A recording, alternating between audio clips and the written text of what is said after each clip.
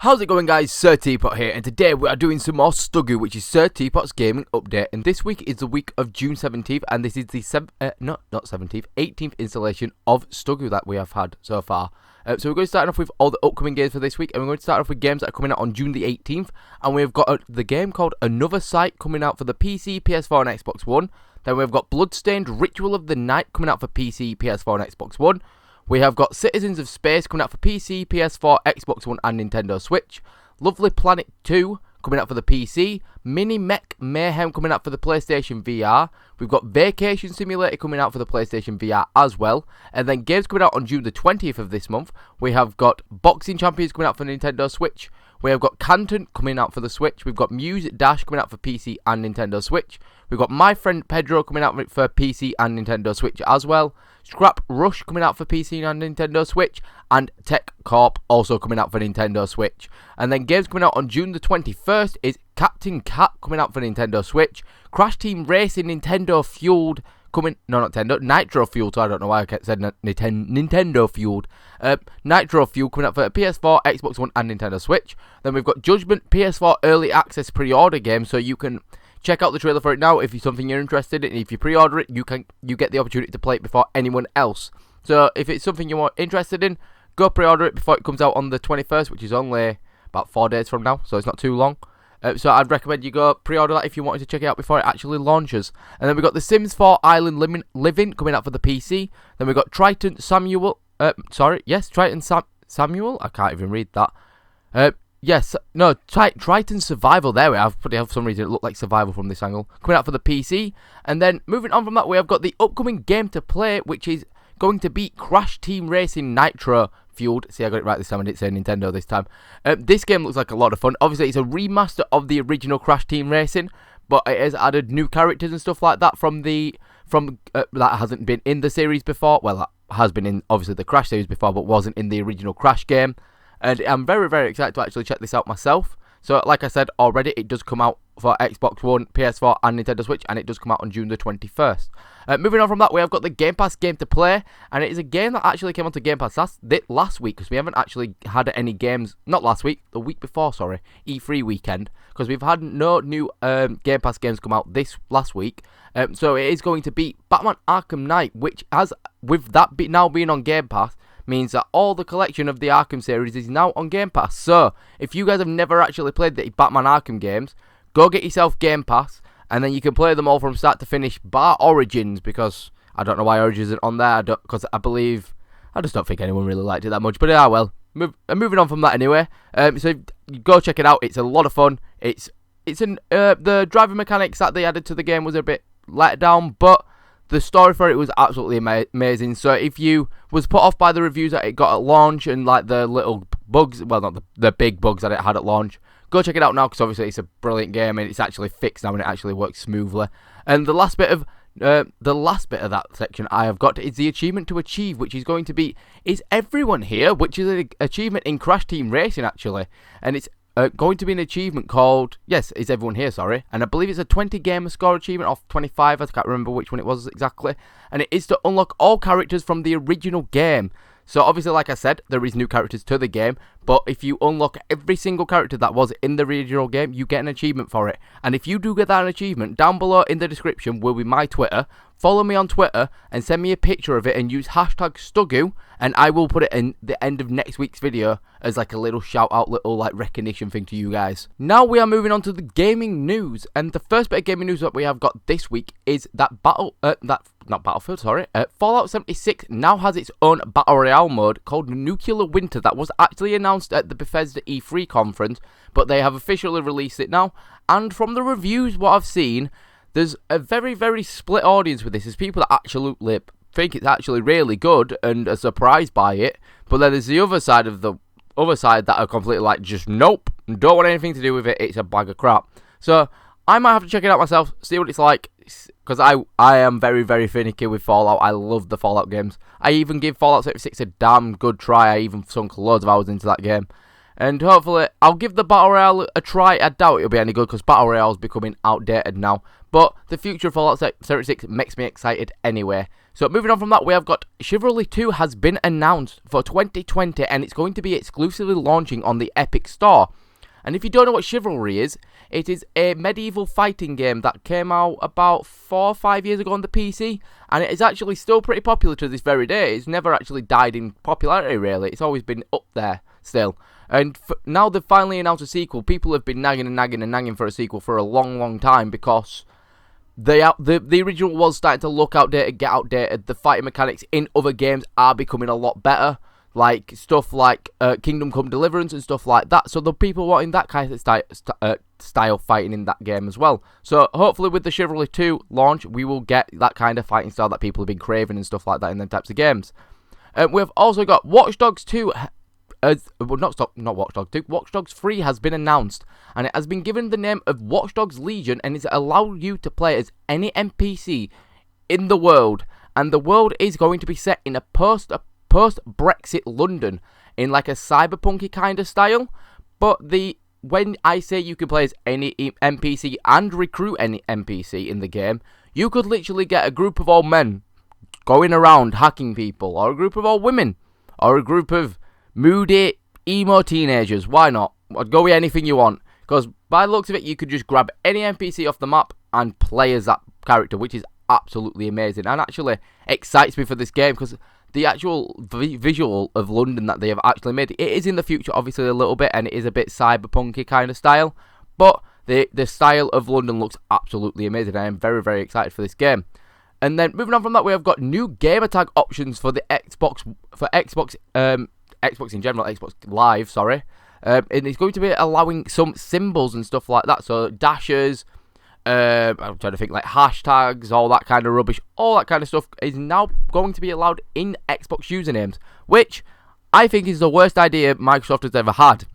Just for the simple fact of people changing their names and making accounts with symbols and hashtags and all this silly stuff makes it harder to find people. Do we not remember the days where we used to be on Xbox 360 and people used to have like threes instead of E's and an A for a 4 and all this shit? Like, it was well confusing to try add someone on Xbox. Like, it was horrible. So adding symbols is going to make it even harder. So I do not agree with this decision at all. But I'm probably not going to add anyone on Xbox anytime soon anyway that has symbols, because if they have symbols, I'm just going to look at the name and go, not a chance. I do not have time for you, my friend. And anyway, moving on from that, we have got The Witcher 3 Game of the Year Edition, Resident Evil 5 and Resident Evil 6 are all coming to Nintendo Switch this year, but none of them have been given an official release date exactly. All we've been told is they are dropping this year to Nintendo Switch, which is quite exciting, to be fair, because it is a bit of a letdown that, like, the Switch is just becoming a remake platform. I feel like now that it's just getting a load of remakes and stuff like that. Like, I wish studios like CD Projekt Red would make an exclusive game for the Switch. I don't personally own a Switch at all, but it's a bit sad to see that the Switch is being left as just a remake system at this point. It's a bit sad. Like, we've had Skyrim remade on it, now we've had Witcher, Resident Evil 5 and 6 remade on it. We're getting Final Fantasy, I think, remade on it as well and stuff like that. We've had Final Fantasy 1 very recently. It's getting a bit sad to see, because I would like to see these bigger studios actually just put some money into a game for the Switch, and it probably will sell well if they actually sink the money into it and actually make something that people want to play. Anyway, moving on from that, other Switch news actually, well, a Switch game actually, Banjo and Kazooie, which are originally from Rare, which are owned by Microsoft, are now joining the roster of Super Smash Bros. Ultimate, I believe it is. Yes, Super Smash Bros. Ultimate. I can't remember the name of the most recent one. Yes, it's Super Smash Bros. Ultimate, which is quite interesting, actually, because obviously, like I said, they're owned by Microsoft, which means, obviously, as we already know, Nintendo and Microsoft are now very good buddies and stuff like that. They have business partnerships and stuff like that. So now we're seeing Xbox properties coming over to Switch. Could we see some Switch properties coming to Xbox? Mario on Xbox? Question mark. Zelda on Xbox? Zelda on computer? These ideas of what we need. I would love to see a Mario game or a Legend of Zelda game on the Xbox. Even though I was saying earlier, Switch is being used for remakes, but we've got that many new games coming out for the Xbox. I won't even mind if they re-release some, like, older Super Mario games or some older Legend of Zelda games or something like that. Like, release Breath of the Wind for the Xbox One. I know it came out like 3 years ago or something for the Switch. But imagine how many copies it had just set on its own for the first ever game that's Nintendo exclusive only to come to another console. That'd be actually insane. I'm pretty sure it'd be one of the first ever Nintendo exclusive to go to another console. So I'd actually really like to see that on Mario on an Xbox console. Oh, that'd be an interesting one. Well, anyway, moving on from that, we have got Dr. Disrespect had, because E3 is now over, his E3 pass revoked from him, and his Twitch account suspended. It may not be suspended, I am not 100% sure. I believe he got a 30-day ban though, after live streaming in a public bathroom. But there is rumours that he may end up getting criminally charged for this and be given a fine. But the loophole behind all of this is, if you go back and actually watch the live stream, which obviously I'm not telling you to go do, because he obviously did go film in a bathroom, so I'm not saying go watch it, but when I actually went back and watched it myself, he tells his cameraman, do not follow him, because it's not him that he's carrying the camera himself or anything like that. He has his own cameraman for the event. And he goes to the cameraman, do not follow me into the bathroom. His cameraman still follows him into the bathroom. Like, yes, fair enough. Like, Dr. Disrespect should have just been like, as soon as he saw him even thinking about coming to the bathroom, he should have literally been like, no, go out, not a chance. But, like, he did originally say, do not come in with me, and he defied what he said. So, in my eyes, yeah, Dr. Disrespect being banned, fair enough. But criminal charges shouldn't be Dr. Disrespect that gets criminally charged whatsoever. It should be the person who was holding the camera, who was he was still holding the camera doing the live stream. It was his bad judgment, not Dr. Disrespect's bad judgment. Like, Dr. Disrespect had no bad judgment here. He was just bad. This could have been anyone with a cameraman. It had to be someone that was kind of big on Twitch with a decent following. It's just bad luck that it's happened to him. But I do not blame Dr. Disrespect in any way, because it's the cameraman's fault. The cameraman should be charged dearly. Dr. Disrespect should fire that cameraman straight away, because he has literally put his career at jeopardy here by doing this. But hopefully we see him back on Twitch soon, and everything is smoothed over and nothing comes of it, and nobody actually falls out with Dr. Disrespect about this, because end of the day, in my eyes, it wasn't his fault. He had no control. Well, he had control, but not as much control as people are making out. And anyway, moving on from that, we have got the Call of Duty Modern Warfare a developer has spoke at E3, and he has said himself that Modern Warfare is going to be pushing for realism, but they won't be pushing the boundaries as far as chemical weapons, so such as like Nova Gas and stuff like that was in Black Ops and stuff like that. They're not going to push that kind of limits again, but they are going for today's kind of realism problems and stuff like that, which is quite interesting, because obviously that is the proper term for Modern Warfare, is just keeping it up to date with modern happenings, which kind of makes sense. But I hope they don't upset certain people and upset certain groups by telling too real of a story, because it will badly affect the Call of Duty franchise, and I really hope it doesn't, because it will also, with them bringing back older characters, if they push too far to the bone with realism with this and stuff like that, and it gets a bit too real, it might ruin some of the old characters for a few people and stuff like that, because they have also said themselves that every single character that's dead in the Modern Warfare original trilogy is just reset. It's all a fresh slate. It never happened. It's a new universe. So I hope them bringing back these new characters isn't so they could kind of gloss the controversy of the realism that they're going to try pull off here. But it should be quite interesting to see. I'm very excited for it, because if we remember Modern Warfare 2, the No Russia mission, now that were controversial on its own. So maybe we'll get something like that again, where they push the boundaries a bit far. Should be quite interesting though.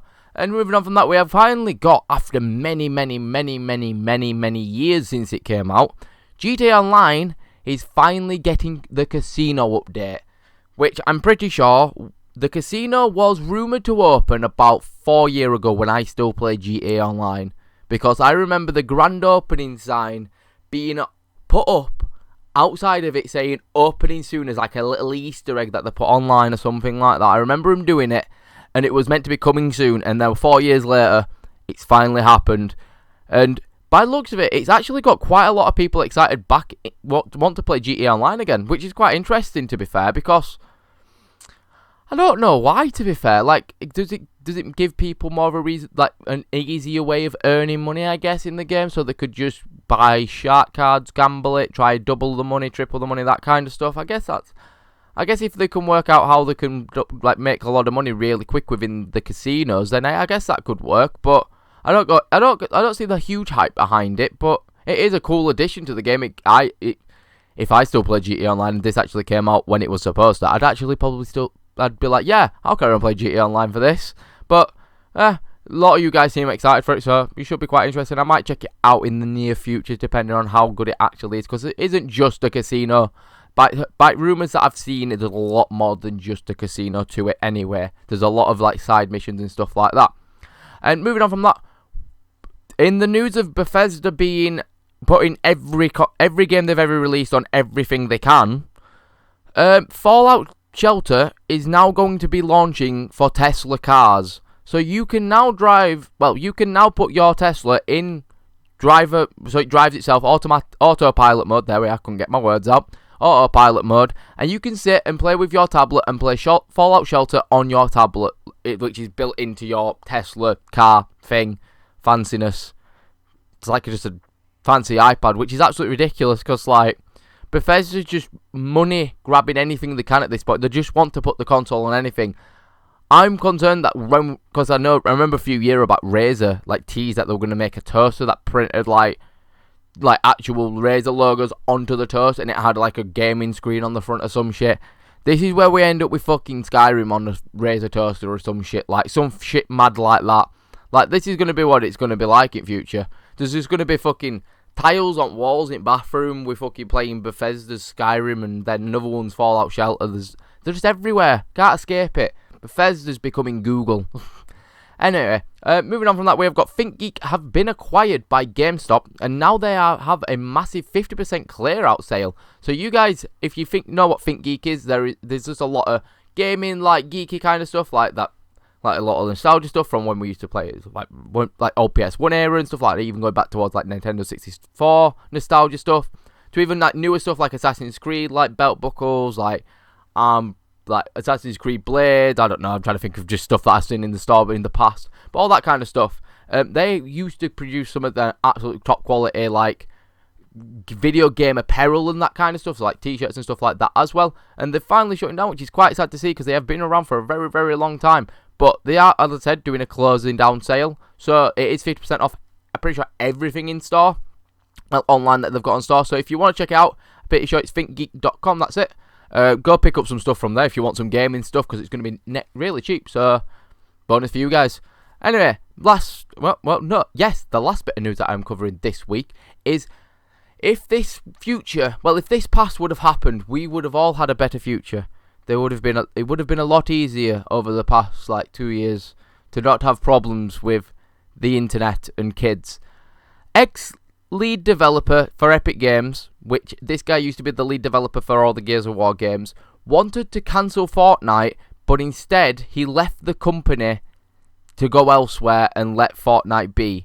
So he had a decision to make. He could either go ahead and go, from the news article that I read it properly, he originally tried pushing it to get it cancelled, and then he backed down himself and were like, no, I'll give it a chance. And then they released the original version of Fortnite, and it was a bag of shit, no one liked it and everything, and he was going to cancel it there and then, but rather than cancelling it, he just literally got up and left the company, because he did not like the direction the company was going anymore. So that guy could have literally ruined Epic Games in a sense by not letting them release Fortnite, but we would have never had to have dealt with the millions and millions and millions of memes of kids dancing to fucking Fortnite music, and it would have probably saved us a lot of time and hassle through us live. But that's another universe that some lucky prick gets to live, unfortunately, and we have to deal with the universe where we got stuck with Fortnite. Well, anyway, guys, that's going to end it for this episode. I hope you did enjoy this episode as much as I did. If you did, make sure you leave a like and do subscribe. And if you do subscribe, you do become one of my loyal subjects, and you do get daily gaming content from me. Anyway, guys, I hope to see you guys in the next video, and peace!